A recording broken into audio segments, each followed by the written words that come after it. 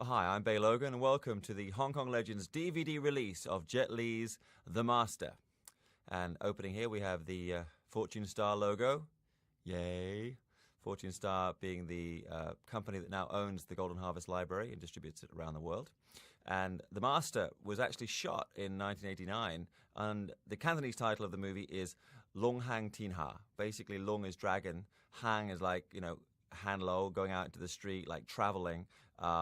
Tian is heaven and Ha is under. So it's basically the dragon travels under heaven or travels, across the world. It was also subtitled for its Hong Kong release as Wong Fei Hong 1992 because it was actually released in that year in the wake of Jet Li's success in the movie Wong Fei Hong, directed by the same director as this movie, Choi Hark.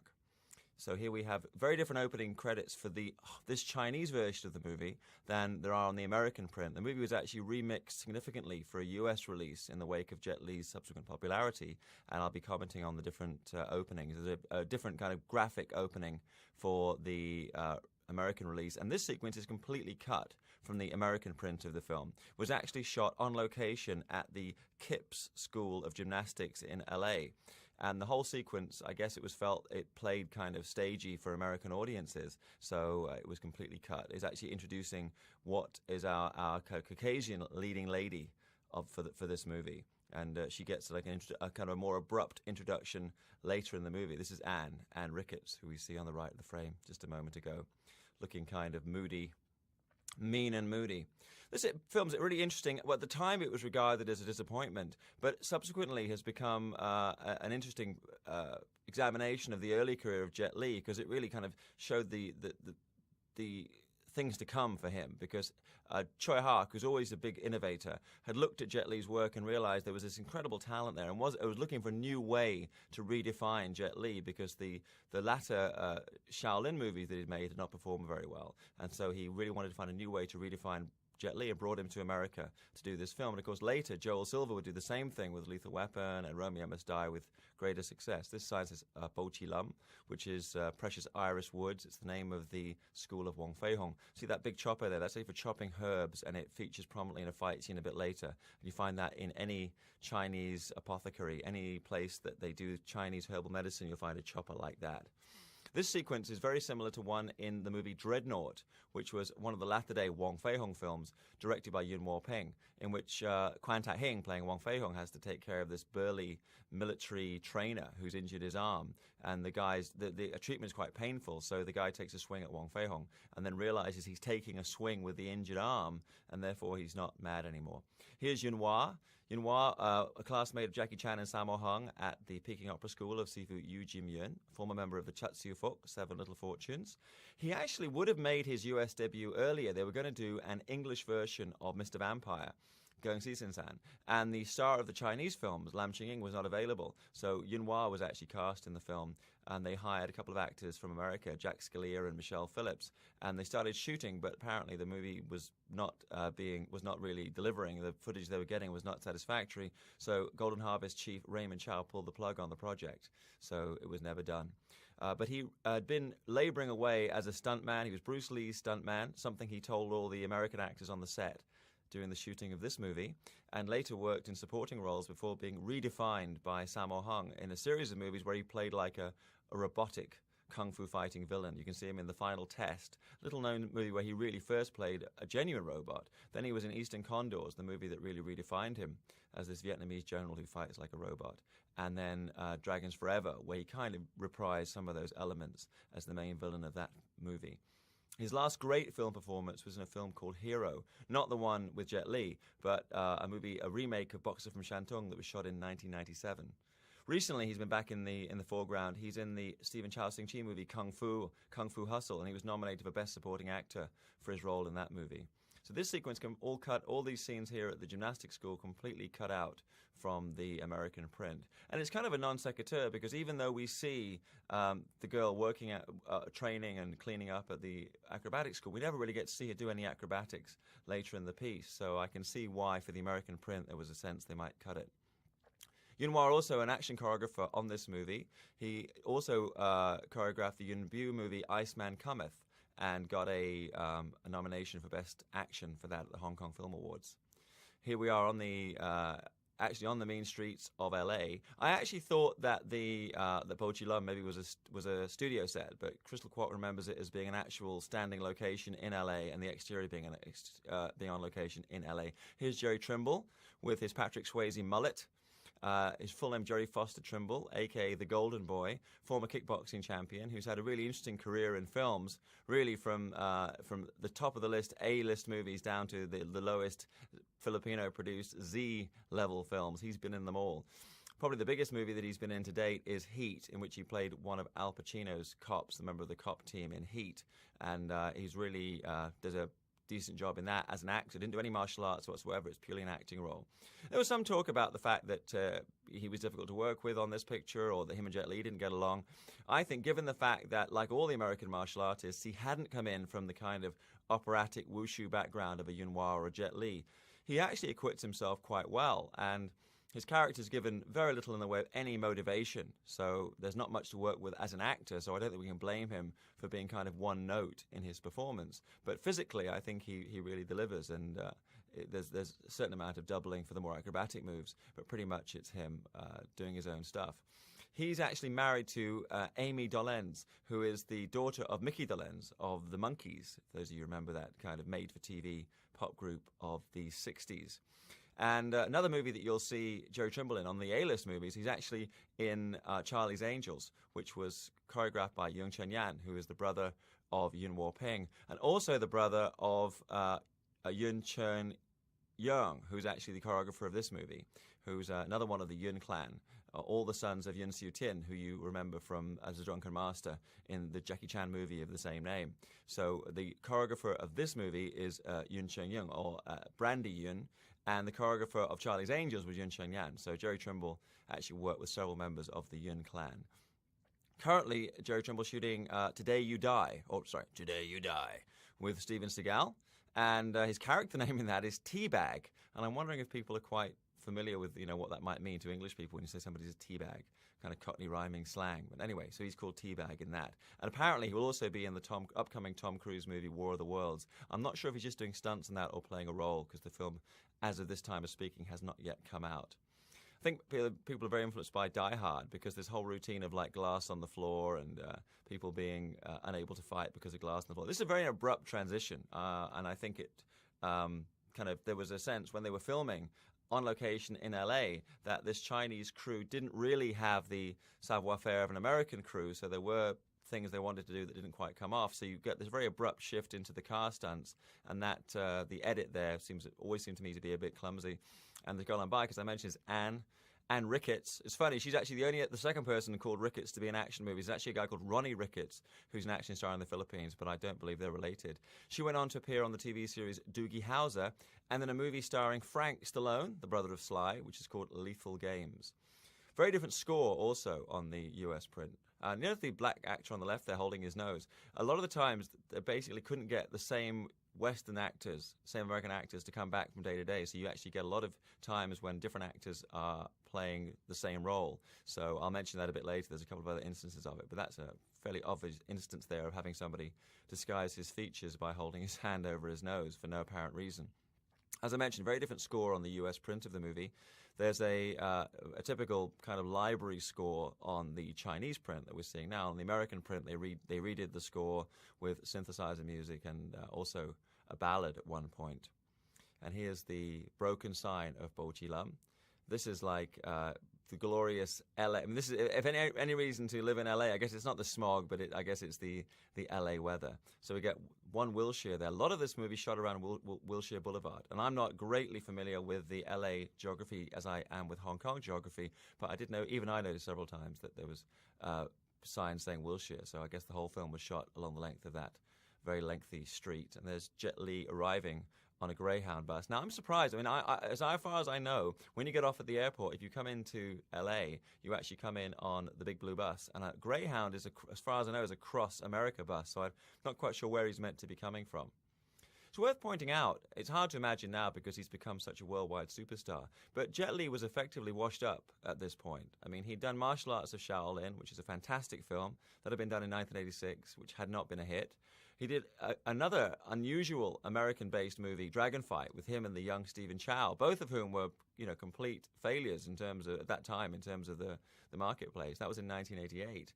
And then he did The Master in this year, 1989, and it was shelved until after the success of Once Upon a Time in China. And I think it's really interesting. You look at Choi Hart. Choi Hart looks at Jet Li, sees lots of attributes about him, and says, okay, let's try an American movie. It doesn't work. And instead of giving up, he says, okay, let's put him in a period piece as Wong Fei-hung. And that does work. And then in the wake of that, this movie is retitled, re-released in Hong Kong. And now it's interesting to look at because you do see a lot of the elements that would be later used to better effect in the real films of the real American movies of Jet Li. See the Wilshire sign again prominently displayed to show that we're on Wilshire Boulevard. The three guys that we're seeing here, it's interesting. Derek Annunciation, who is the who is playing Mouse, who's the guy with the glasses, who's like the leader of the pack, went on to be also in Doogie Howser and in movies like An Innocent Man and Mad Dog and Glory. And later was replaced by another actor, and I'll point out scenes later when that happens. This is kind of a little bit of a foretaste of Ong Bak. There's a sequence in Ong Bak where Tony Jaa is running down the street and going over cars and stuff. I don't know whether it influenced. I know that Tony Jaa and his team watched every Jackie Chan and Jet Li film known to man. And I was kind of waiting for Jet to slide under the van, which is what Tony Jaa does. And notice here there's another kind of abrupt cut. Jet's wearing a hat. Now he's not wearing the hat. And I'm not sure why, if there was a moment cut there where he took the cap off. But he goes over and does this very impressive slide down in this parking lot. And I guess one of the reasons is so that you can kind of clearly see it's him. And one reason for the cap is on those occasions when you double Jet, it's easy to double him. So there he lands and he's not wearing the cap. And then later when he comes back into frame, these guys are played very broad. And then he's not wearing the cap, and then a moment later he is. This is kind of like classic Wong Fei-hung pose there from Jet. And these guys are Mouse, the guy with the glasses, or the guy who was wearing glasses, who's now at the bottom of the frame, Derek Annunciation, and Cito, Ruben Gonzalez, who's also in the movie Selena, and Ruben, played by Guy Fadalone, who's the guy with the bandana there.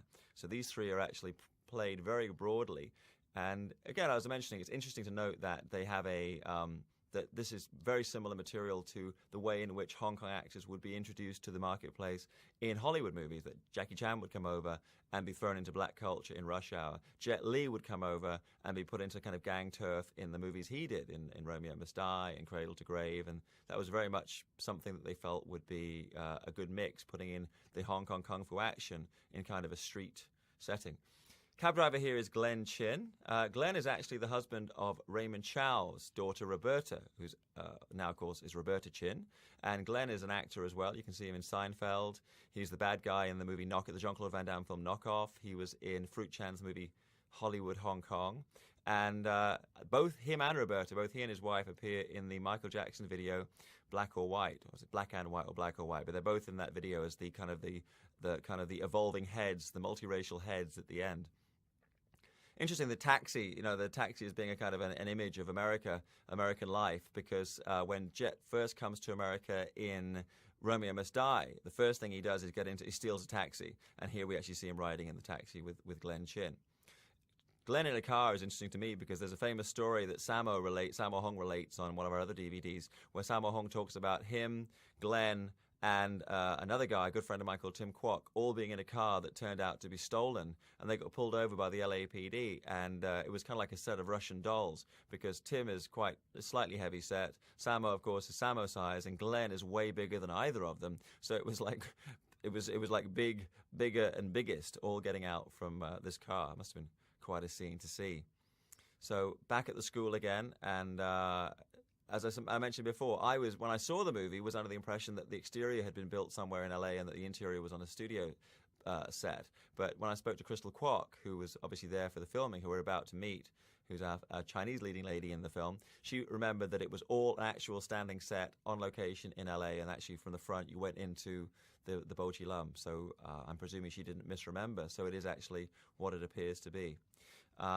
And this kind of very broad, you've got to point out that there's a conflict of dialects here, because Jet's speaking, I guess, Cantonese on the Chinese print, and Glenn's character speaking with this thick Toisanese dialect, because a lot of the immigrant Hong Kong Chinese people living in LA actually speak Toisanwa, which is another dialect, so it's hard for them to understand each other.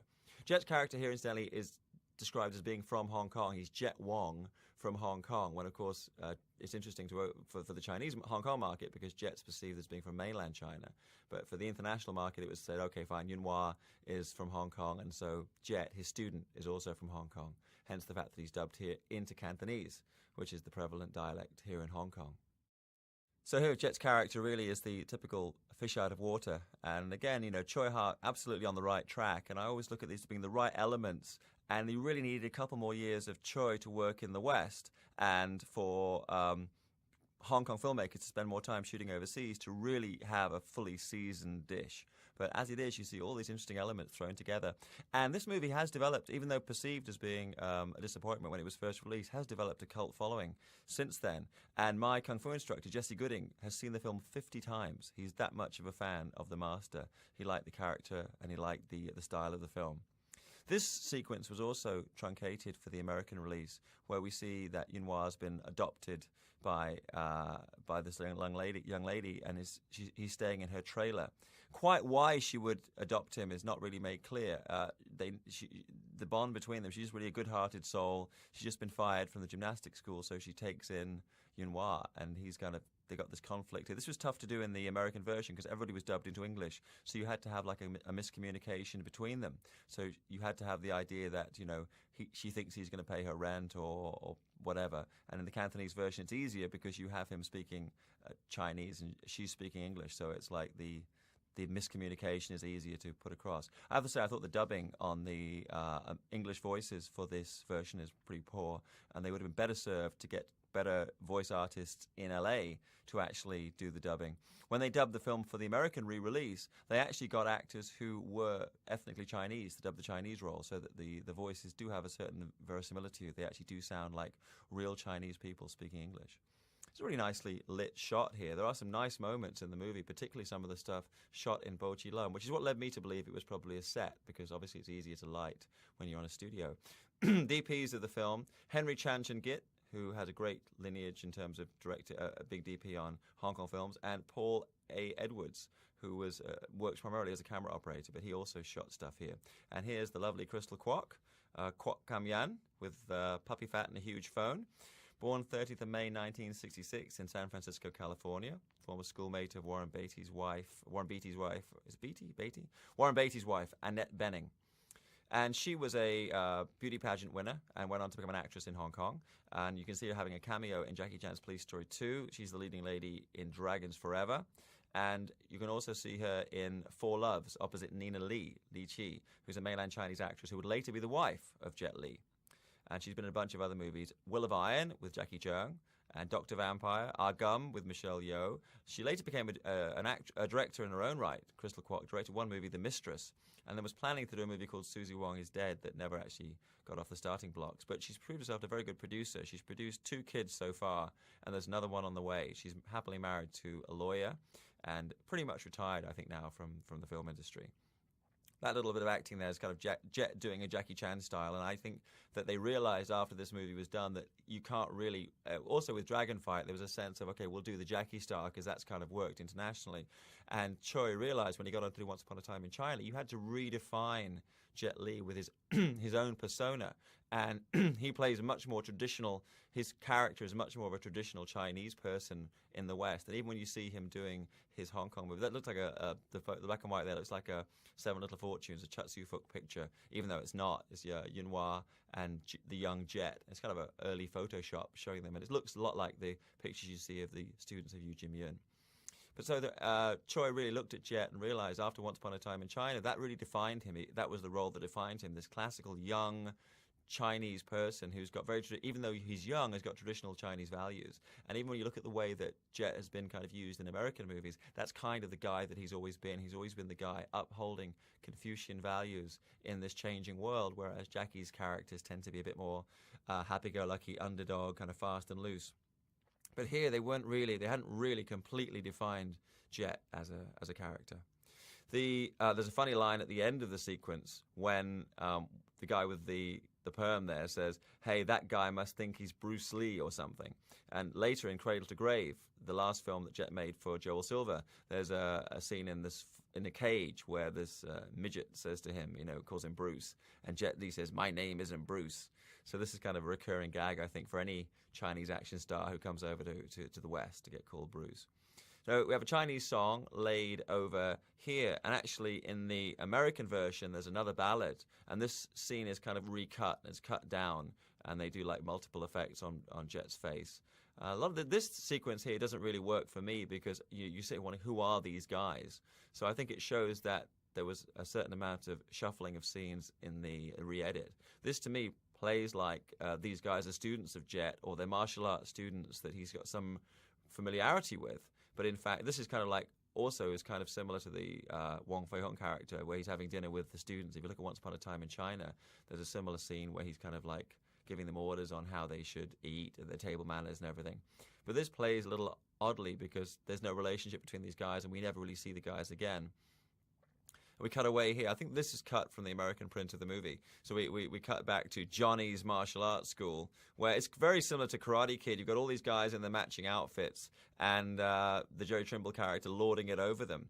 Just fascinating to me, the idea that somebody's doing this for money, because there's not much money to be made in martial arts, to be honest with you, unless you're a franchise, so maybe that was the idea. This definitely was cut from the American print. The sequence here with Yuen-Wah watching Jerry Trimble's TV advert here for Master Johnny. Again, calling yourself Master Johnny, I think English audiences have there's a different connotation for English audiences, but he's Master Johnny and got his merchandising all happening there.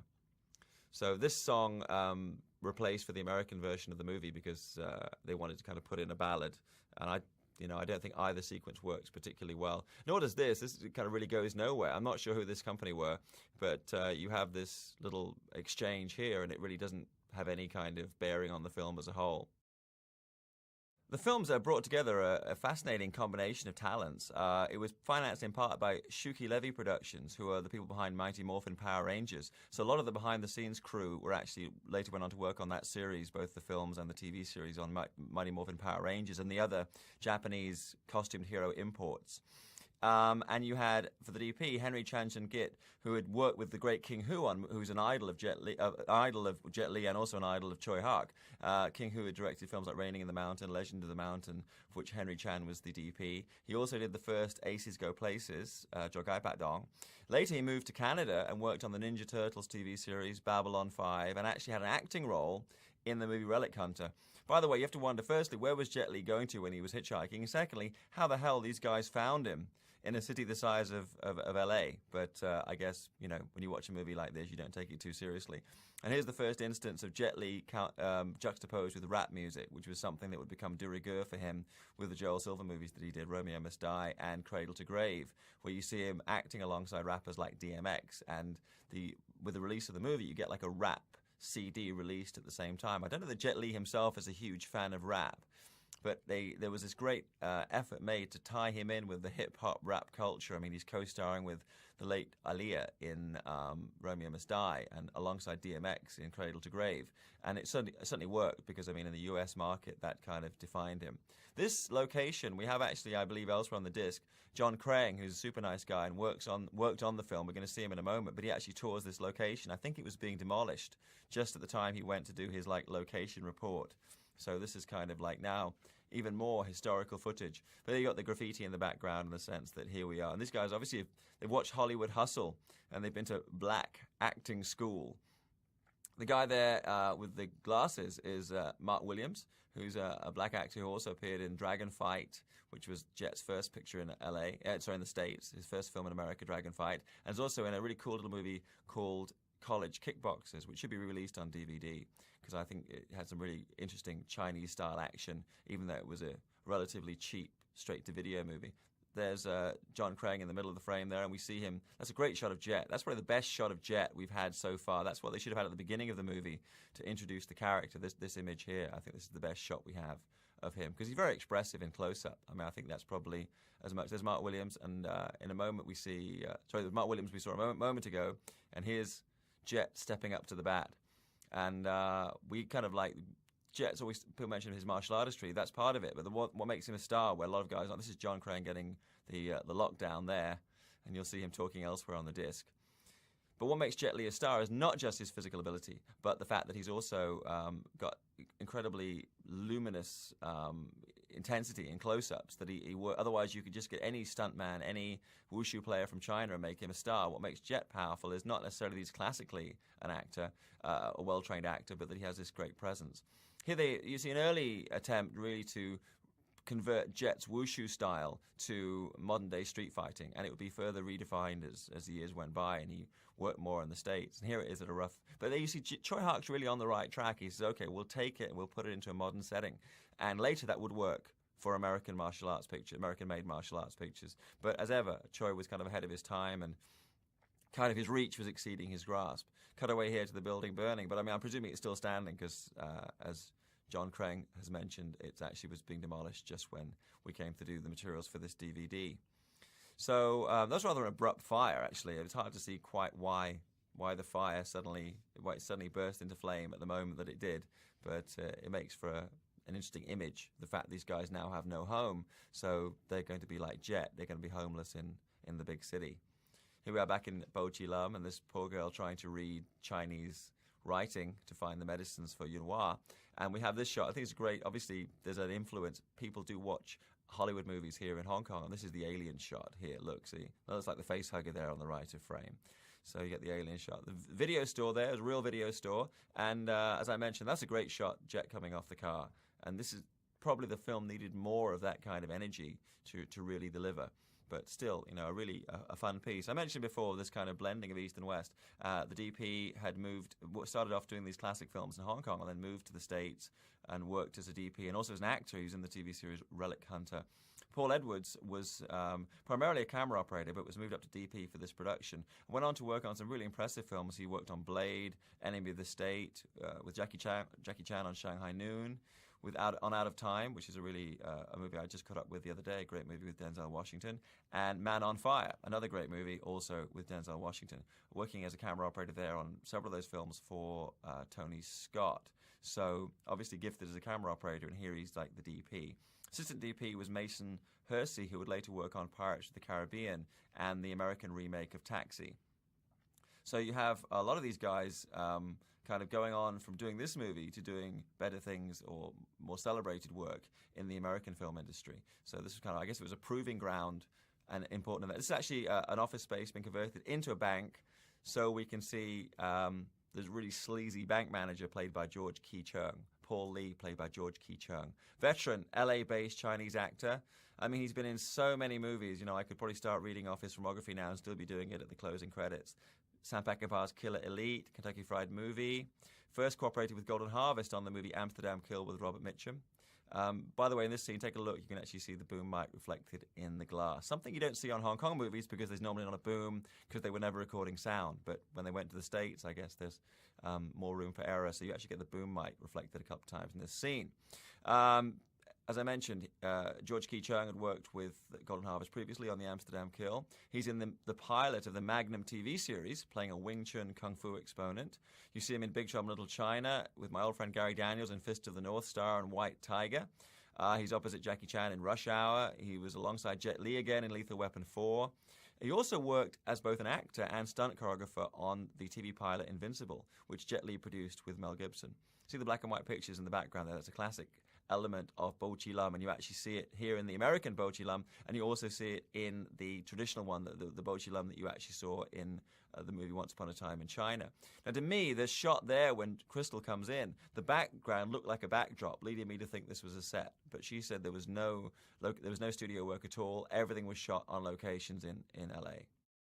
And helping out with all the arrangements for the LA shoot was Roberta Chin, formerly Roberta Chow, who I mentioned earlier as the wife of the guy we saw in the cab, in the taxi cab, the cab driver. And another producer on the movie was David Lowe, who is the son of Lo Wei. Lo Wei had discovered both Bruce Lee and Jackie Chan, and had kind of done the successful films of Bruce Lee and all the unsuccessful films of Jackie Chan. So I guess it's kind of appropriate that David Lowe is kind of doing the unsuccessful film of Jet Li, and didn't really have a further career. I'm not sure what he's doing now. I guess other kinds of business. Didn't really go on to have a career in film production. some very broad portrayals of Westerners or American-based Chinese in this movie, and people have criticized that. But then look at the way in which Chinese people are treated in American movies, and I guess, turnabout. It'd be better if everybody treated each other with equal respect, but turnabout is fair play. But this is an office space converted into a police station, and pretty good production design. It's actually quite a believable police station, and you have all the cops who are like scarfing down junk food, and Jet coming in and using his medical skills to kind of help them in terms of their digestion. So this is kind of like a nice little moment. Production design was by Lynn Christopher, who later worked on the art department on Master of the Universe, The Insider, and Ali, both those for Michael Mann, and also the movie Adaptation.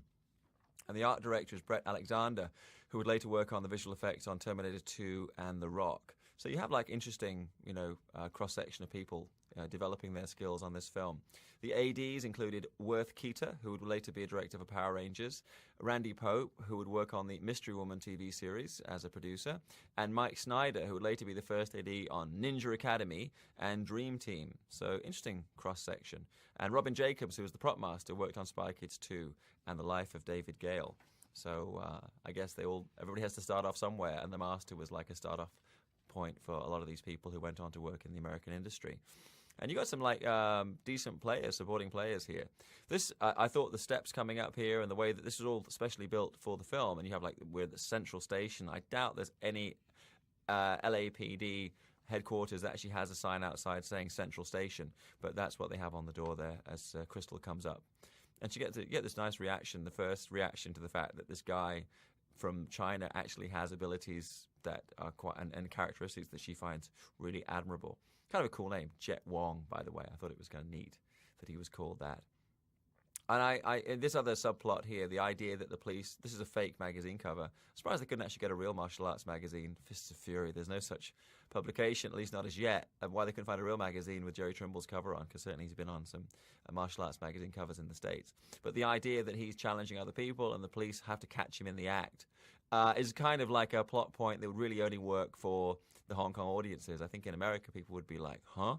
That he would have been hauled in for questioning already. And also it's a motivation. Why is he doing it? I mean, how much money is there to be made from closing down other people's martial arts schools? I mean, there have been these kind of silly feuds in the past between martial arts masters, but this is kind of a bit much. So here again, on the streets of LA, and these rather buffoonish Chicano kids who are like trailing around after Jet, hoping to learn martial arts. Interesting point, I didn't mention it earlier, but they fall at his feet wanting him to teach them, but he doesn't actually show them any martial arts. He's just slid down the banner and done a Wong Fei Hung pose, and they already figure out he's a martial arts master. So I really think that the first initial scene of them wanting to be his students should have probably been after a fight sequence of some kind. And I mean, I think the whole film probably needs more martial arts action, but you really needed a little scenario at the beginning where he actually fought with them and showed off his moves, and then you would have like an excuse for them to fall on their knees. This guy, Wai Wo To, who looks like Martin Yan with a fake beard. Obviously, facial hair is a big thing for him. If you look at his logo, the banner for his school, it actually looks like a huge moustache. And Wai Wo To is a veteran of the Hong Kong film industry as a stuntman and martial arts actor. You see him in the old Shaw Brothers movies, Killer Klans. He's in The Incredible Kung Fu Master. And he's like obviously very, like most of the guys in Hong Kong who come in from stunts doing action, also has some acting chops as well, and has this great broad characteristics here as this guy who's really just knows a little bit of Kung Fu.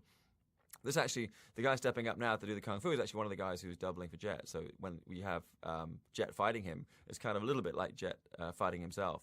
But I really like the guy's moves are really slick. I mean, obviously like wushu trained.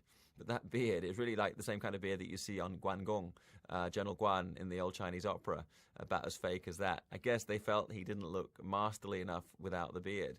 But I'm sure you're all familiar with Martin Yan, the guy on TV on Yan Can Cook. I feel it's like Yan Can Cook with a fake beard. Now this kind of like very brief challenge match and a chance here to show Jet Li's techniques. And actually there's a couple of moves that are signature moves of Jet Li that we see in this film that would be defined earlier. Would be kind of, he'd come back to later in his career. One thing that he does is like a counter kick, like somebody kicks at him and he actually kicks. Look at the moustache in the background there, by the way, the logo. He does like a counter kick. So he does like a kick almost as like a block. He does like a first kick that kind of intercepts the leg and the second kick to the support leg. And if you look even like Cradle to Grave and his other movies, he's actually used this technique a number of times. So he's a classic Jet Li moves. So here we have like brief chance to see Jet in his younger years, showing a range of technique, fist technique, the grappling hands, Kam Na Sao, and then doing his kicks as well. So the really broad. This is like a throwback, I think, to the glory days of kung fu comedy in the 70s and 80s. This guy, I mean, he's kind of way over the top. Back on the mean streets, and you really look at Jet and wonder how he must feel about having these guys trailing around. And the editing here is a little odd. You see this girl comes running in after him, and then she's like, she seems to be too far away. I mean, for the distance that he's come out from the school. Here's Jerry Trimble coming back in. These guys obviously been to Bad Guy Acting 101, and the burly guy who we see at the walking to one side of Jerry Trimble is Stefanos Miltsakakis, who I'll point him out when he comes up in a moment, who's later on had a pretty prolific and successful career because of his look. I mean, he's like carved from the living rock, Greco-Roman wrestling guy, and really has a great look. Stephen Ho, the Chinese guy at the front with the long hair, another stunt double of Jet. And again, look at these guys. They really got the swagger. It's like, tough guy walking 101 as they go to challenge a rival martial arts school. And again, I thought the kind of the placement of the girl in relation to Jet and the others really seems a bit unusual. It's like, where is she exactly in relation to that phone booth? So again, some of the editing of the picture leaves a bit to be desired. Here we are with the challenge as these guys step up. Jerry Trimble, inspired by Bruce Lee to become a martial arts martial arts exponent, and later to move on and to do films. And he's had been a bona fide martial arts champion and made the transition into doing movie work. Here's Oscar the lawyer, who's here to kind of close them down and get them to move out from town. And this kind of, again, this is hard to do on the English print because they're all speaking English, but here you actually have the fact that the Chinese master actually does not speak any English. Stephen Ho stepping up now. Stephen Ho worked on Dragonfight as well as a double with Jet, and also in a character in his own right, and he was Donatello in Teenage Mutant Ninja Turtles. He also appears alongside Gary Daniels in Ides of March, and did stunts on Last Samurai and Constantine, or Constantine, another Keanu Reeves movie that, as I speak, is just playing.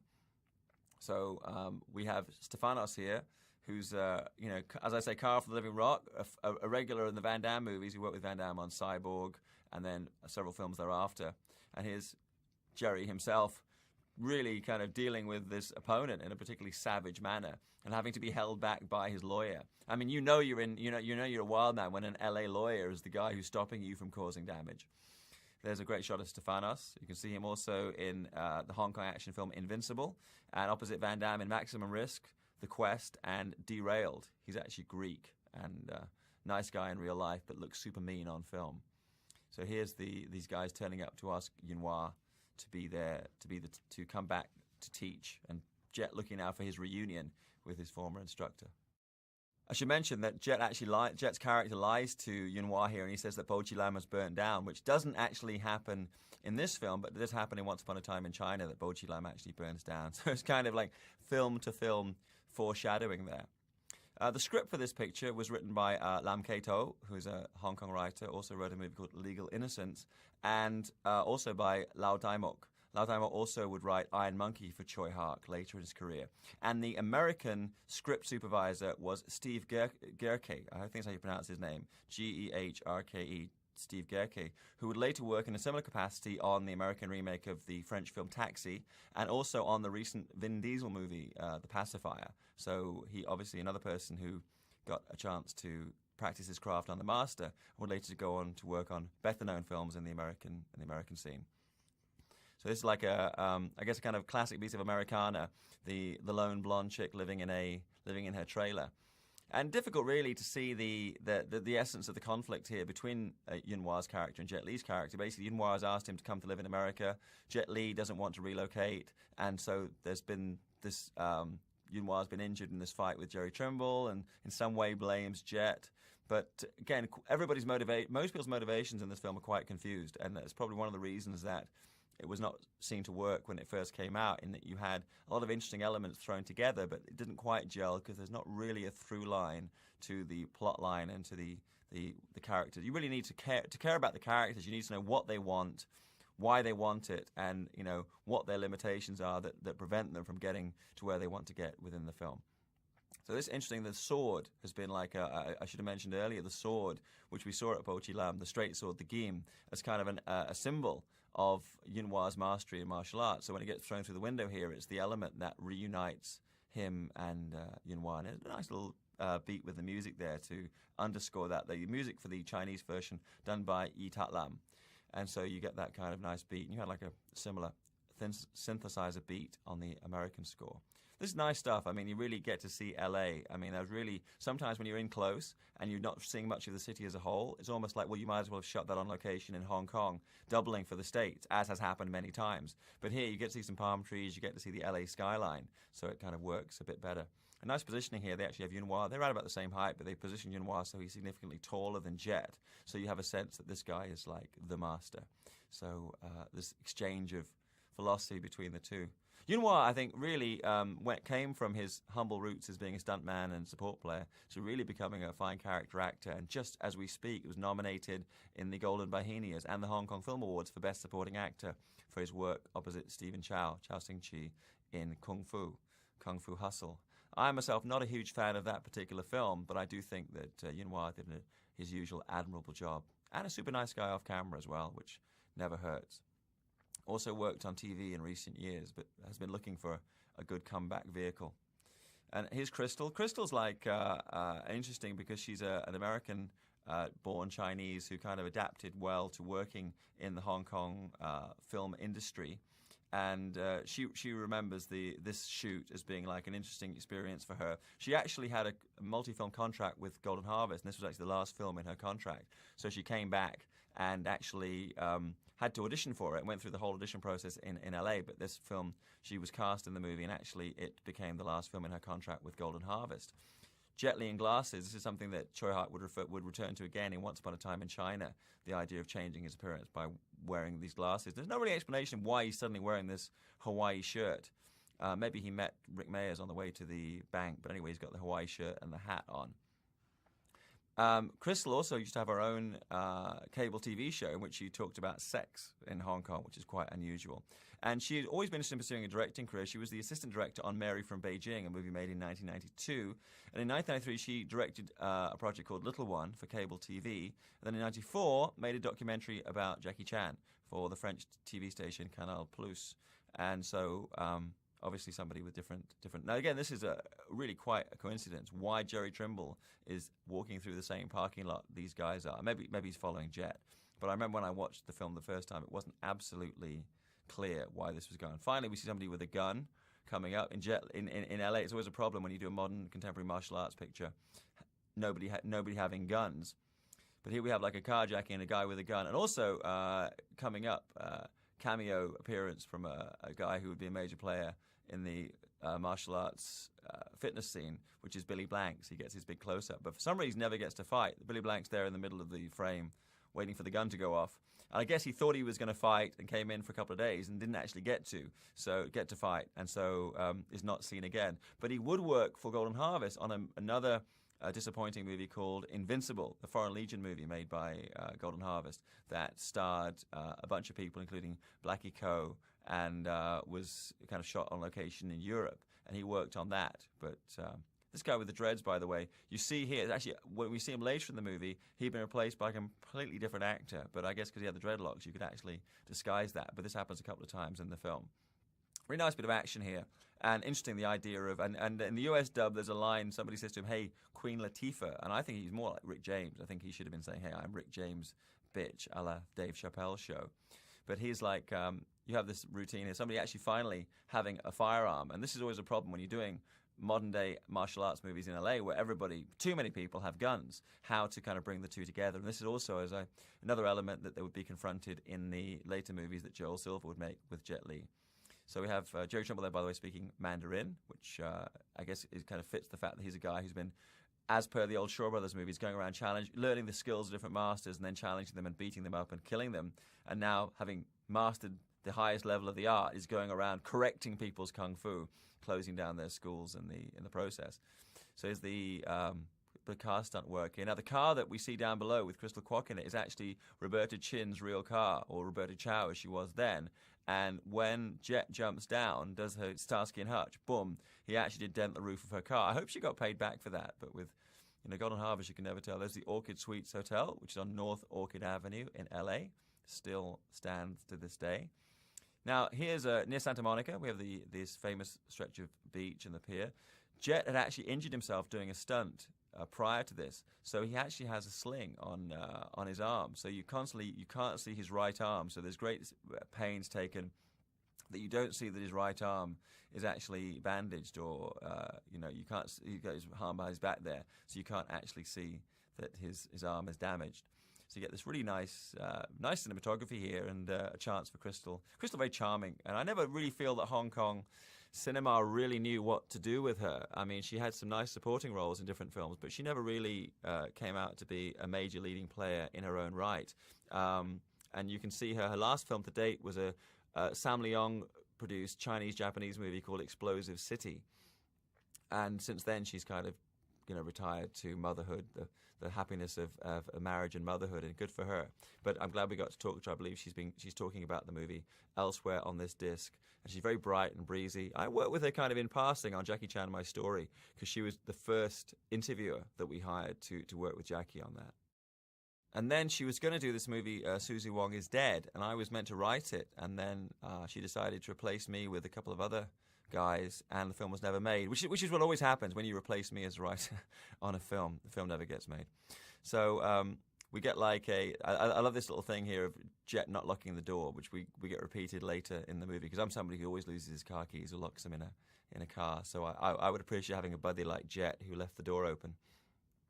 So the shots you see where she's really driving. And then when you actually see them out on the highway, they've got the famous camera trolley. So the car's actually up on a trolley riding along. And I always think you can kind of see, because the space between the people and the actual ground is never runs quite true. But this is a fun thing. Very few films you actually get to see Jet driving. I mean, Cradle to Grave was one, and High Risk is another. But normally he's portrayed as this kind of the bumpkin who, or rather the kind of fish out of water, who's not familiar with the ways of the West. So you don't normally get to see. And this is kind of what they're playing on here with him learning driving. They always say, if you teach a friend to drive, you either lose your mind or lose your friend. So Double's driving the car here along this stretch of LA Road, and here they're actually on the tracks. And you can kind of see, it looks like they're a bit high. It looks like they're floating. It looks like they're a bit high off the ground. And since then, they've actually reworked it so that you can actually have a camera trolley and the car's actually on the ground as it would be. So you don't notice it as much in recent films, but at this time, even on American movies, when they had a camera on a truck like this, you could kind of tell.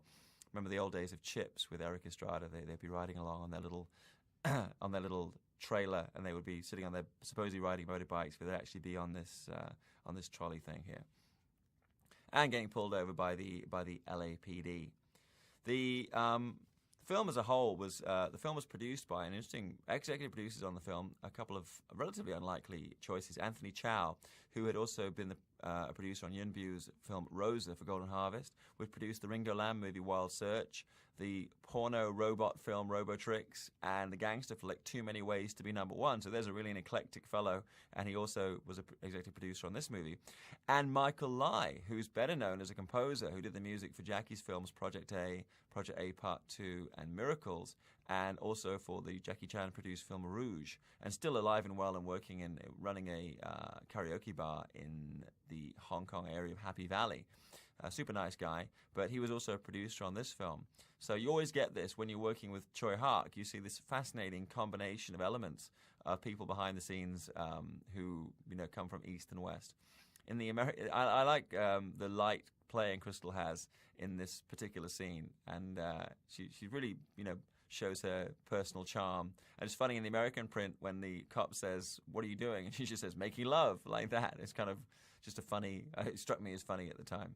Film edited by Peter Cheung, who's veteran Hong Kong editor and edited some of the greatest movies to come out from the glory years of the industry. He cut the Hoy Brothers movie Private Eyes, Jackie Chan's Police Story, Dragons Forever, Miracles, Crime Story, Rumble in the Bronx, Who Am I, and also the Jet Li movie Fong Sai-yuk. So Peter Jung, a real veteran of the industry, and also working on it as an editor was Mark Ham, who had cut A Better Tomorrow, Bugis Street, and Bishonen. But I think they probably had a challenge because the material that they got from LA perhaps was inconsistent in quality, because some sequences are edited quite well and others leave a little bit. Obviously, there's been some patching and pasting done to cover up the fact that sequences don't really work. But there's Crystal doing a kind of her fun thing. And this is actually her real voice. When you hear Crystal speaking English and Chinese on this print, it's actually her real voice. But Jet's been dubbed into Cantonese because at that time, the only language in which he was completely fluent was Mandarin. And even Crystal said on the set, there really wasn't that much. He to this day, he kind of keeps to himself. But this time, he particularly kept to himself, I think not out of choice, but just, because he was forced to, because he didn't speak English that well. And relatively few people spoke Mandarin, so he'd be sitting back talking to the producers or talking to Choi Hark. Wouldn't really engage the other players. And I think maybe that accounts for the reports of conflict between him and Jerry Trimble. Basically, he wasn't talking to him, but I think probably at that time, Jet really wasn't talking to anybody. So here we have three of the heavies turning up. Stephen Ho, about whom I talked earlier. The black guy here, I believe, is Kevin Cole, who's also in the movie Solo with Mario Van Peebles. And he does his kind of, look at that, watch it jump, which is the Drunken Master shtick. The big guy in Drunken Master does the kind of the titty twitch, which is, I guess, a sign of power. Stephen Ho is showing some great control. And he's unusual because a lot of the martial arts guys out of the States can do stuff, but they really can't move like Hong Kong stuntmen. They can stand and do their kicks, but he actually has some pretty good timing. So it makes the sequence work really well. And the stuff that he does in the movie really works. Again, all these breakaways led me to believe this was probably a studio, but according to this is actually a location in LA that was an empty building that was redressed as a Chinese apothecary, principally for them to smash it up. So another one of the guys in the scene, the white guy, is Chris Carnell, who did stunts on Sammo Hung's film Martial Law and also on Panic Room and Adaptation. Now, in a moment, you see a guy in the background doing his own version of the Wong Fei Hung pose, and that's actually Richard Hopkins, who's the guy in the background there with the Kenny G hairstyle. And he's a stuntman and king of extreme sport. Has done a lot of stunts in different films and also live stunt shows. And this, I guess, was his first experience of working in the Hong Kong style of martial arts movie making. So this kind of this is kind of like setting up the fact that these guys are going to need to learn some martial arts from Jet Li in order to survive on the mean streets of LA. Again, hard really to see the motivation why Johnny's guys find it necessary to come back to beat up the people who are trying to reopen the Chinese herbal store. But that's part of the logo. The logo, by the way, you should know, is actually a pretty good bit of design. It's the yin-yang logo, but it's two sharks circling. But it's the yin-yang logo with the black and white fish, but they're not fish. They're actually two sharks. This is nice bit of camera movement here. And the more I look at it, the more I think this looks like it should be a studio set. But, anyway, I'm told that it's not. It actually is out on location. And there's the sign. This kind of foreshadows, again, I mentioned before, in Once Upon a Time in China, very similar imagery when Bo Chi Lam is burnt down, and it's kind of a major step in the evolution of Wong Fei Hung as a character. So you kind of get Choi here looking at the Jet Li persona and trying to figure out what direction to go, and kind of trying and having a magnificent failure in this film, and then later in Once Upon a Time in China having his magnificent success. But I think the great thing about Choi Hark is that even films of his that are not so well received see him experimenting and trying to push the limits of Hong Kong filmmaking in new directions. So he has to be applauded for that, because so many filmmakers in Hong Kong, particularly in the glory days, would really fall back on established formulas and established ways of making films because they were safe. And he really, went a different route. Always chose the road not taken. This scene here with the injured girl is actually cut from the U.S. version of the film.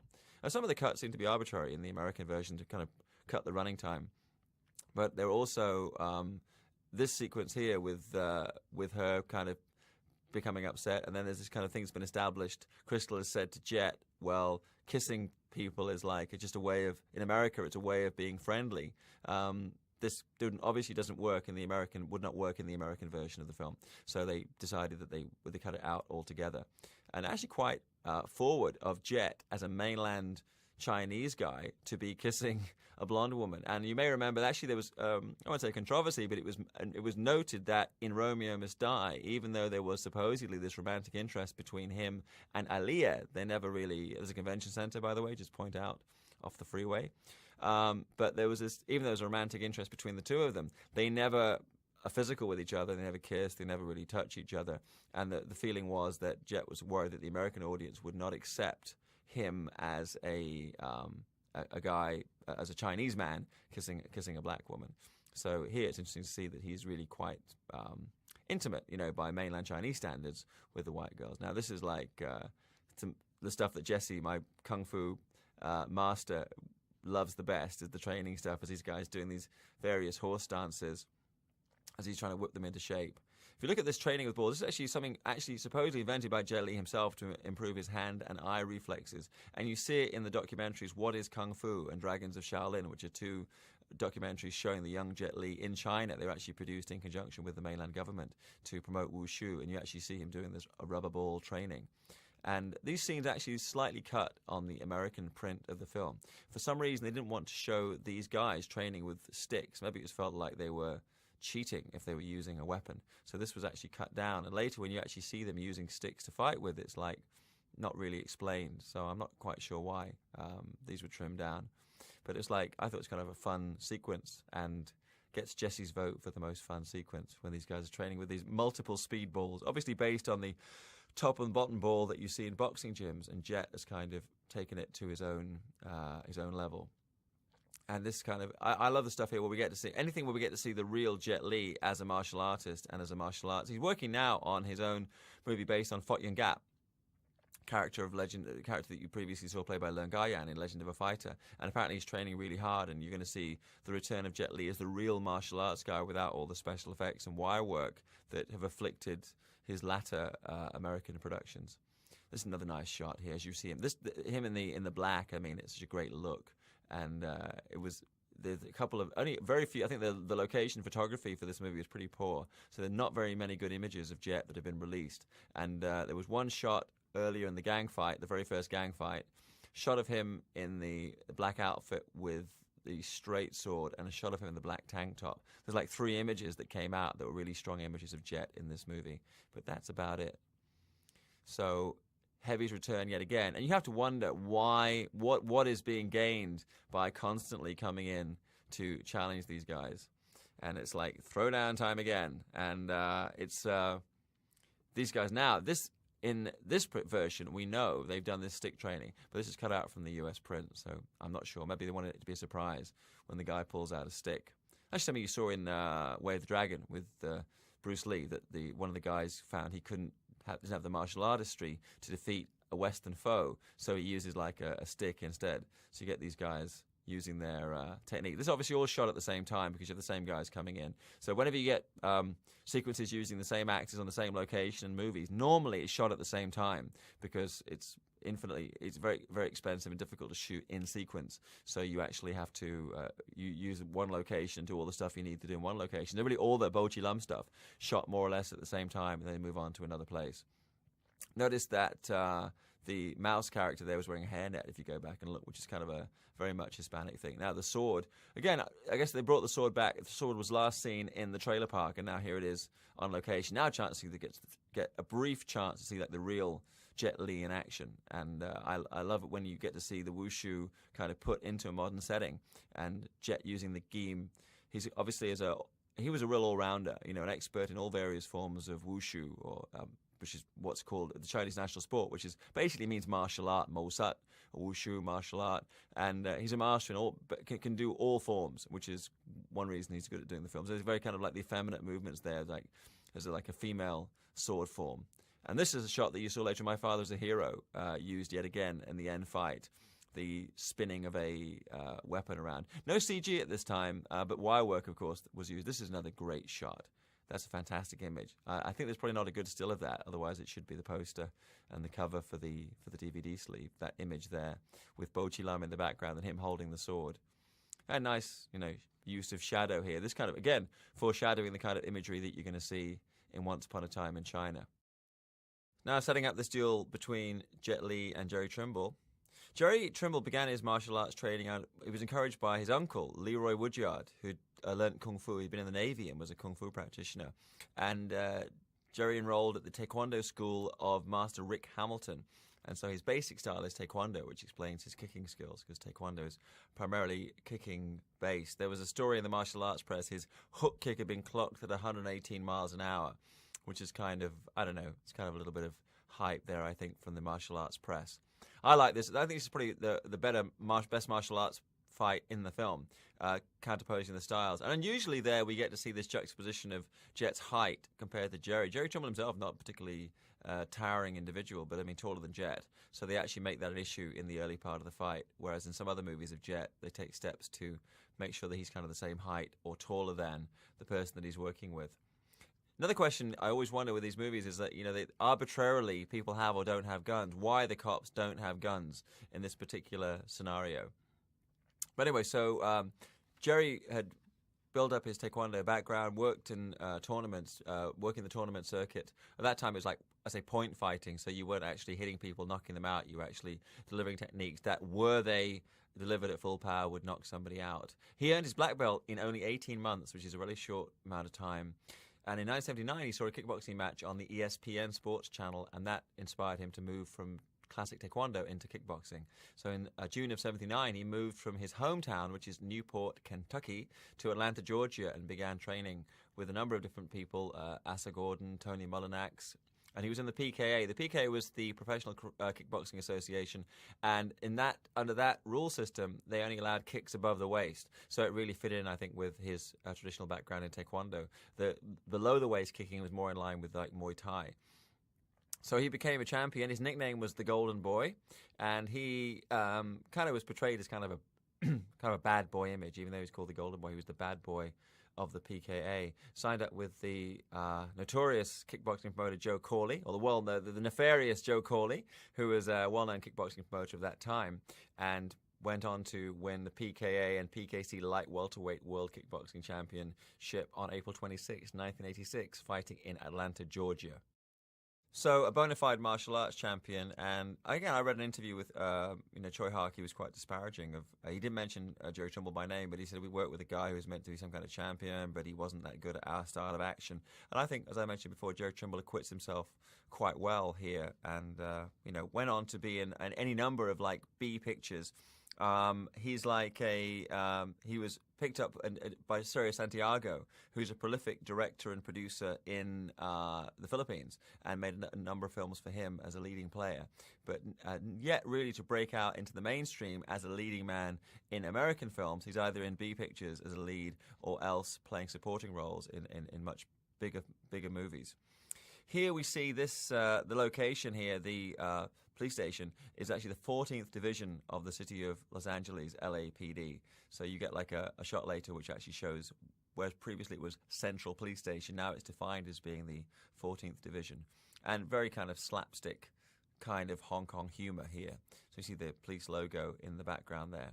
And always kind of tricky when Hong Kong filmmakers come to foreign countries, because there's stuff that people would be familiar with that was a American audiences are obviously immediately familiar with, but that Hong Kong filmmakers perhaps would feel was odd.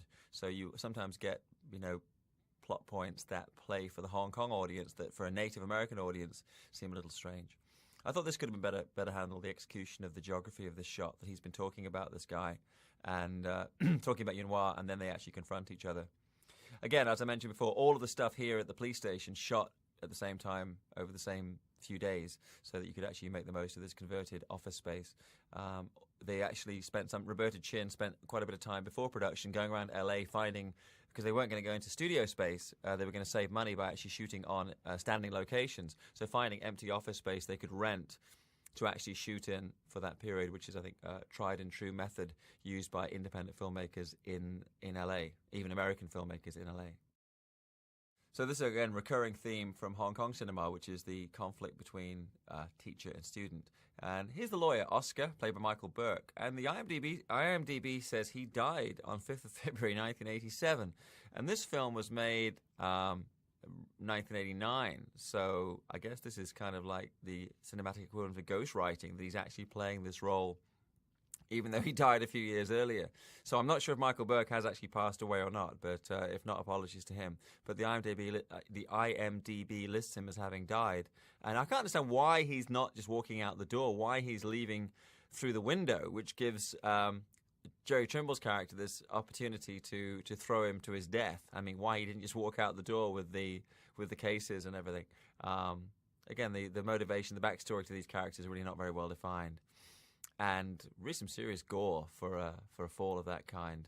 And we get the logo of the school again. We get the close-up of the logo, which is these two sharks. It was a cool logo. I mean, I don't know if anybody ever used that subsequently, but the white and black sharks swimming. Very much as I mentioned before, very much in the line of the old Karate Kid movie, where you had the kind of evil karate school with the guys all in their uniforms, and pain does not exist in this dojo, that kind of thinking. This sequence also cut down for the US print. Coming up, there's a really nice top shot of Jet coming into the coming up now, getting him climbing aboard the Greyhound bus. Obviously, this sequence shot at the same time. Because they had the bus just for the one day, so they shot this and the early arriving scene on the same day. And there's later another sequence also involving the bus. But we get a top shot in a moment of Jet, which is cut from the US print. I mean, a lot of times things are cut when they re-edit a movie for the US market. Things are cut for several reasons. One is because it's humor or character stuff that will not play for the American audience, and also sometimes just for time, because Hong Kong films tend to run longer. And then you have the kind of the kissing gag again. Now, they actually cheat that shot. I'm not sure if Jet really did kiss Crystal or not, but earlier he really kissed the blonde girl, which is kind of a little unusual. This top shot was kind of cut. I'm not sure why. I thought it was kind of a nice angle. And now we get into this, obviously, speed, the kind of the speed thing happening here with this scenario we're about to get with the bus. And it strikes me as it's something that, again, doesn't really serve any purpose. Why they would, the bad guys want to send a hitman to kill Jet Li while he's riding the Greyhound bus. And I think what happens a lot with Hong Kong movies is that you basically have an idea of, gee, there's a scene that I've always wanted to do. Let's do it now while we've got a crew. I'm looking at the end of Jackie Chan's movie, Accidental Spy. There's that whole kind of speed-inspired thing with the speeding truck that must not stop, or otherwise the family will die. And that, to me, is kind of like, may have merit, but it's not really why you watch a Jackie Chan movie. And I have to say the same thing here with the sequence we have up and coming is it's not why you watch a Jet Li movie to see Jet Li trying to stop a speeding bus. I think what we want to see more of, and what this film would have benefited more of, is actually for longer and more involved martial arts fight sequences. This, again, cut from some of this cut from the US print of the film. And you get the Yunhua, I mean, really coming into his own here as a character player. And he's like very dependable and not really used to good effect over the last few years by the Hong Kong film industry, though he did work on TV. This is another scenario that was really quite hard. I think it's a fun piece, but quite hard to convey on the dubbed version, because the idea is everybody's speaking different languages. You start off, Stefanos Miltsakakis is speaking in English, so they put a guy on who's speaking Chinese. So the guy is speaking in Chinese to the Hispanic, and then they put on a Hispanic guy who's going to speak Spanish, and it kind of goes back and forward. And of course, that doesn't really work very well when you dub the whole thing into English, which was what they did on the American print. They also have some terrible spoken Cantonese. I mean, God knows my Cantonese is bad enough, but even I could tell that the Cantonese delivered on the American print of the film was actually not very good, though they did actually have a Cantonese consultant working on the translation and doing the remix of the movie for the American market. So you get like this kind of the back and forward, the kind of like just basically saying, we've kidnapped the girl, come to this building and fight us. And it's like, why? But it sets up the final duel, sets up the final fight, so the audience are prepared to accept that this is something that's actually gone on. You saw just there, actually, this guy, the left of frame, Stefanos Miltsakakis, actually trained in the grappling art of Brazilian Jiu-Jitsu and had actually fought matches and won. And he's got a great look, great physique, and very solid player. You can see him in an episode of Sammo Hung's film Martial Law, where they say, I think there's a gag made of the fact that he actually sounds like Colonel Klink, and he put on an accent for that. But he has some presence, and he has a really good look. And as is often the case, his personality in real life kind of belies his mean on-screen persona. So here we go into the this action sequence, one of my least favorite of the film. Completely different guy we're seeing here with the dreads, and you think somebody would have noticed him coming on board with a shotgun of that size and caliber. But this being a Hong Kong action film, no one does. So you get the dreads coming down. It's obviously meant to be the same guy that we saw earlier, but actually quite a different actor. And probably the least, I don't know why you would need a gun of this caliber to kill somebody in the space of a speeding coach, and also why you'd shoot the driver, which means you yourself would die. And that's why I don't like this scene, because it really doesn't make any sense whatsoever. And it feels to me like something that was conceived during the execution of the film. And it was, there's many other ways you could have got Jet Li to remain behind in America and not leave, but they decided they needed to have this scenario that would somehow not allow him to get to the airport, but would allow for this kind of extraordinary action sequence. It's quite evident, actually, when you do see the face of the Rick James lookalike, that it's actually not the same guy from earlier.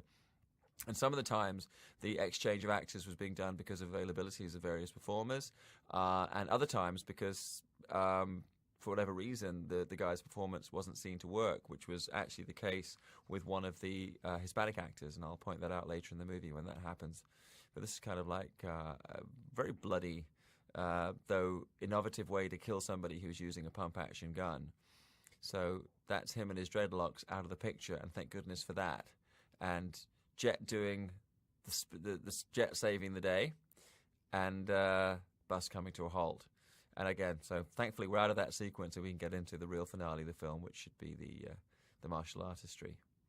Notice that they couldn't really crash a bus, so we don't actually have the bus colliding with the tree, which I think was probably one of the limitations of the budget, that you couldn't actually get an LA City bus and ram it into a tree. Otherwise, they would have done so. So and again, nothing happens with these films is the police only arrive when they're meant to, and with guns when they're meant to have guns. So in the earlier section of the picture, when Jet Li was fighting with Jerry Trimble, the police turn up and they don't have guns with them, so they just stand there bleeding and call for backup. And then that particular incident, I'm pretty sure if you had that scenario happening, everybody would now be at the police station telling their side of the story to the arresting officers, because that kind of event certainly would get police involvement right off the bat. So here we have kind of Deus Ex Machina, as Crystal sees the letter that shows that someone's been kidnapped, and so they need to go to the Noble Systems building, the NRB building, which is at 1100 Wilshire Boulevard. I have to think maybe the hotel was on Wilshire Boulevard, which is why everything is shot along Wilshire Boulevard. When the crew got up in the morning, they would just basically head downstairs and go out and find a suitable spot to shoot. So they were really shooting mainly up and down Wilshire Boulevard for the LA leg of the shoot.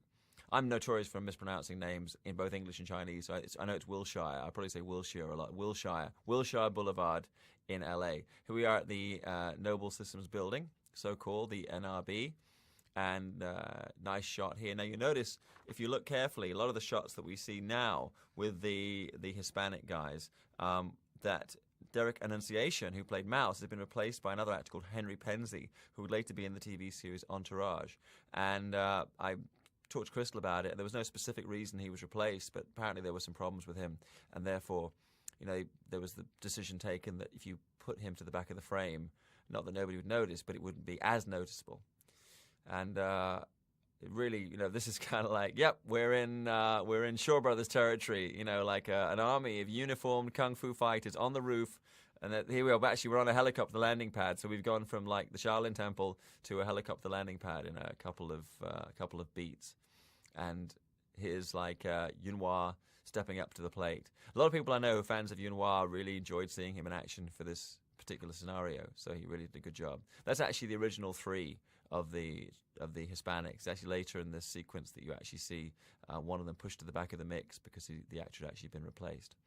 But Yuen, very gifted, as I mentioned, Jet Li stunt double, also double for Dick Long back in the days of Shaw Brothers. And Crystal was remembering that he loved to tell all the Westerners on the set, because he knows everybody loves Bruce Lee. He was telling all the Westerners on the set, I used to be Bruce Lee's stunt double, and they were very impressed by that. But this is kind of like, if there's a reason the Master did find an audience, a cult following, it was that you had this kind of action against an LA backdrop, which again is something that would later be reinvented by American filmmakers when they started bringing over Hong Kong filmmakers to work on Hollywood productions.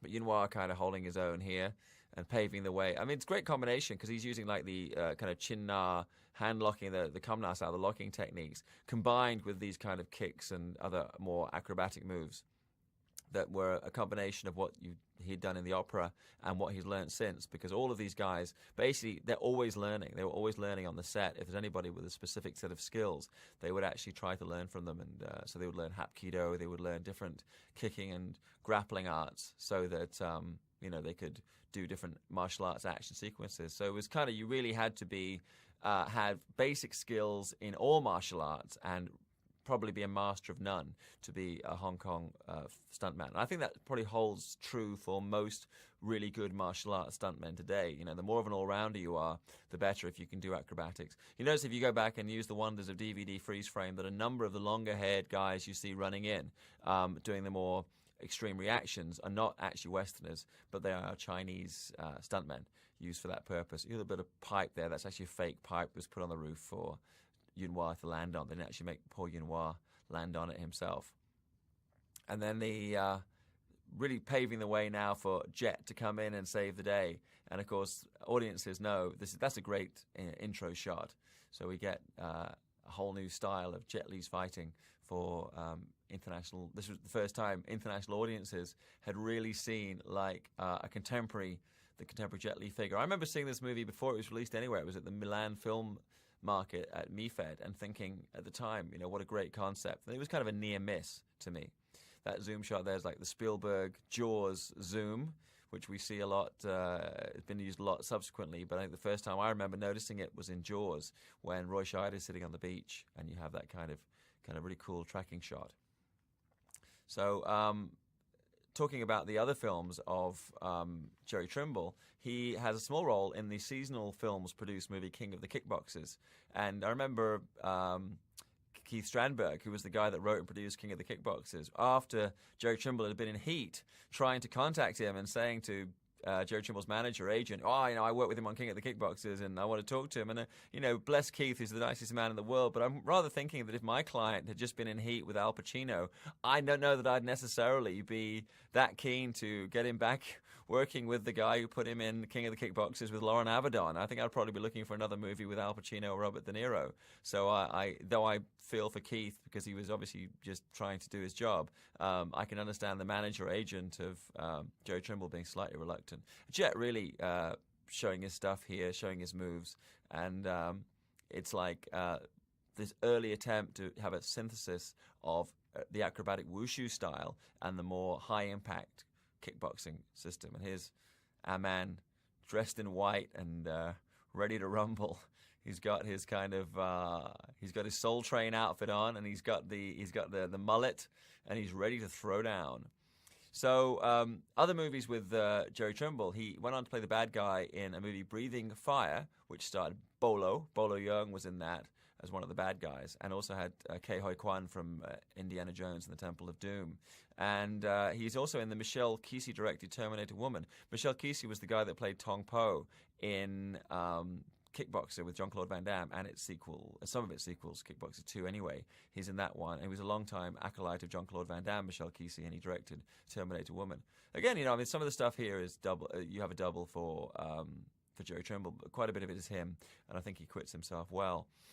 Jerry also worked on films like Live by the Fist, Full Contact, Stranglehold, One Man Army, or working with this Filipino action maestro called Sergio Santiago. I think Sergio Santiago was the Philip Coffey of the Philippines, and then Philip Coffey, who's like a low-budget filmmaker from Hong Kong, moved to the Philippines, and so he became the Coffey of the Philippines. But Sergio Santiago is still hanging in there. But also did some films with Richard Norton, who's a great guy and another good friend of mine.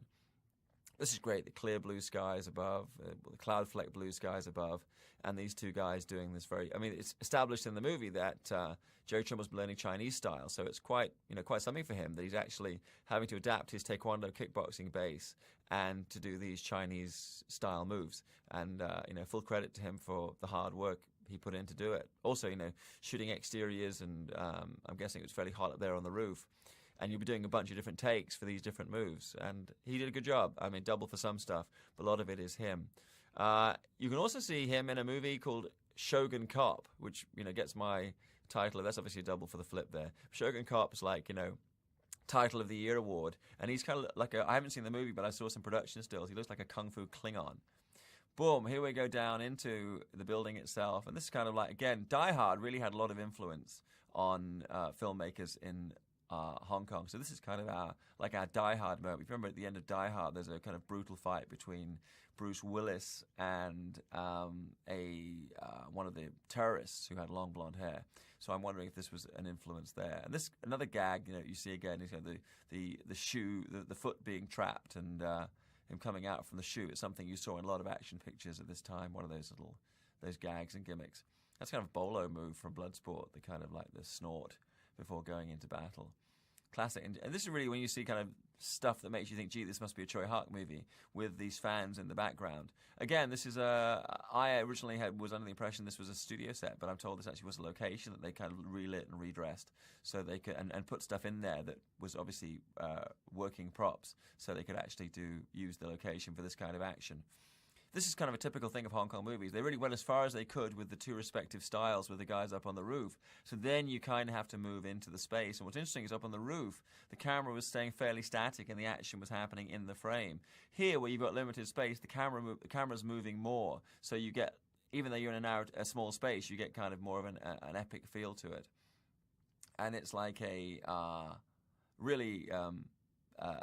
Jet now working in this sequence without the aid of wires, without CG. And I love seeing that kind of stuff from him, and I hope we're going to see more of it in the Fot Yuen Gap film, which yet doesn't. Now, this is kind of, again, unrealistic. That would be such a debilitating wound, and you'd be losing so much blood that it would be kind of, unrealistic that he continued fighting after that bit of glass went through him.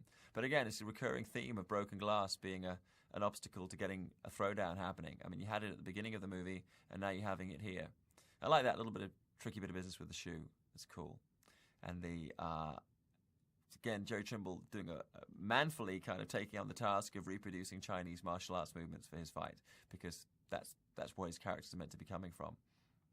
But hard to say, I can't believe they had that bad of a relationship, because the timing between the guys is very important. This is another routine. You see this actually in Bodyguard from Beijing, and this idea of gas coming into the room and adding another element of danger to this particular fight sequence. And really going for, this is the fake leg used here. That's not actually Jet Li's real leg, which is why you're not seeing a master shot. Another gag that you often see used in Hong Kong movies is they have like the famous fake leg, which is actually put up to signify a real limb, and if we're doing repeated takes, you can wear it on the hamstring.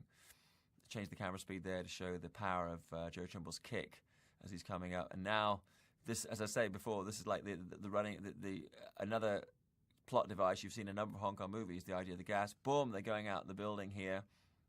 Now, on some of the this is actually physical stuff, so quite tricky to do. I mean, in now, a lot of it would be green screen, a lot of it would be special effects, but this is actually them up on the roof, doing their thing.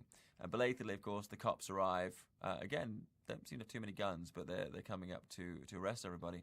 And the sequence with them hanging on the side of the building, this is very much akin to what you'd see later at the end of Rush Hour, and also particularly at the end of Shanghai Nights, the second movie. Some of this done Batman style, so you actually have them on a flat surface and they've tilted the camera so that they could do these moves. And a lot of the time they're not that far off the ground. Unfortunately, when you see a full screen shot of the film, you actually do see the mats in a couple of shots. There's a pretty good shot of the stuntman doing this ratchet fall off the side of the building. I think it's called ratchet fall when you're on a wire that controls the rate of your descent. And that's actually a pretty good shot, and just at the end you get the dummy hitting the pavement. Now here, actually on the full screen, you actually get to see the mats underneath Jet Li. I'm guessing at this time they did not have video assist, so a lot of that stuff you couldn't see. So he saved in the nick of time. But I mean, I think on this particular print on the DVD, it may not be evident, but several people have commented on the fact that when you actually get a full screen, you actually see the mats at the bottom. So here's everybody saved. And again, a very abrupt shift to everybody dressed up to the nines and kissing each other and preparing for the supposed departure of Jet Li. Always hard to do these scenes because everything's shot basically Jet Li arriving and being kind of accosted by the gang, and Jet Li leaving and the bus going to be attacked, and this final scene would all have been shot at the same time. So you really have to, as an actor, make those jumps in terms of where your character's at, but to do it in a really short space of time. So it's more like stage acting than movie acting. So again, really not the character there of Anne Rickett's not very well drawn in the film, but she is there, in the backdrop, and they never really make anything of her gymnastics background because she doesn't get really do any real gymnastics moves. So now this kind of plot point that maybe they're not going to settle in LA, they might go to Canada instead, and for some reason Jet's decided that he has to go back to Hong Kong at this point. This is a scene, I mean, we actually call this the dessert. It's like the very end of a Hong Kong picture when you actually have some kind of a wrap-up to show that all's well that ends well. And Hong Kong films normally had that. There were occasions in the older days where you'd have like a freeze frame at the end of the last action sequence, but it became more popular in recent years that you'd have this kind of like wrap-up dessert sequence at the end of the movie as a whole. And kind of like setting up, finding a way that we're going to sum up the romantic interest between the Jet Li character and Crystal Kwok.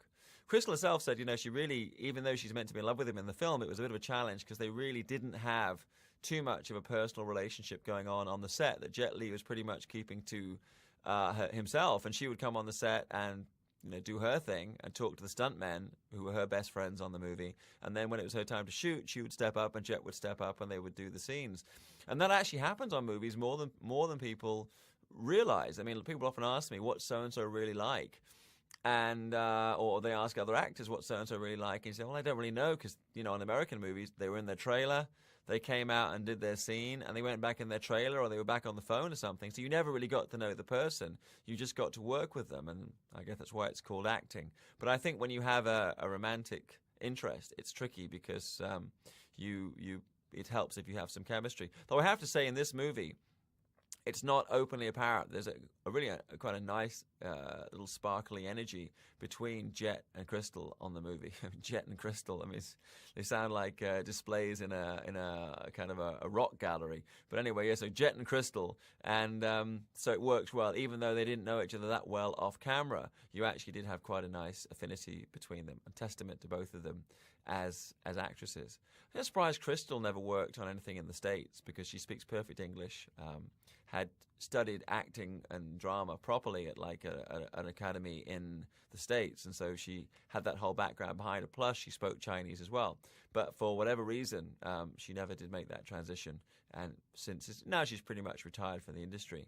But Jet, at this stage, didn't speak English. That would come later. He would have a live-in instructor with him for quite a long time in Hong Kong, way before anybody knew he spoke English and way before he actually made his American debut. But he was planning ahead. I mean, he's a very shrewd, very smart cookie, Jet Li. So he probably looking at the challenge of doing an American movie based on the experience of The Master, and now is then set about making himself, reinventing himself as an international action star, as indeed he has done. So they have a Chinese song, different song playing on the out credits of the American version. So here we have The Master. Summing up, an interesting experiment by Choi Hark. As ever, Choi way ahead of his time. Looking at Jet Li, says, here's somebody we can relaunch as an American action star. Crafting a vehicle for him, but, he was ahead. I mean, had this film been made 5 years later, 10 years later, after Choi had worked with Van Damme, after Jet had worked with Joel Silver, you probably would have a different kind of film and a more polished film. But there's still a lot to recommend it, and certainly given the fact that Jet Li had such a huge following worldwide now, it's great to see it reissued on this nice cleaned up print on DVD for everybody to enjoy. An early example of Jet Li, the international sensation that he is. So I'm Bay Logan for Hong Kong Legends. Thank you for watching. Joy Gin, Jai Jen, Sayonara, and goodbye.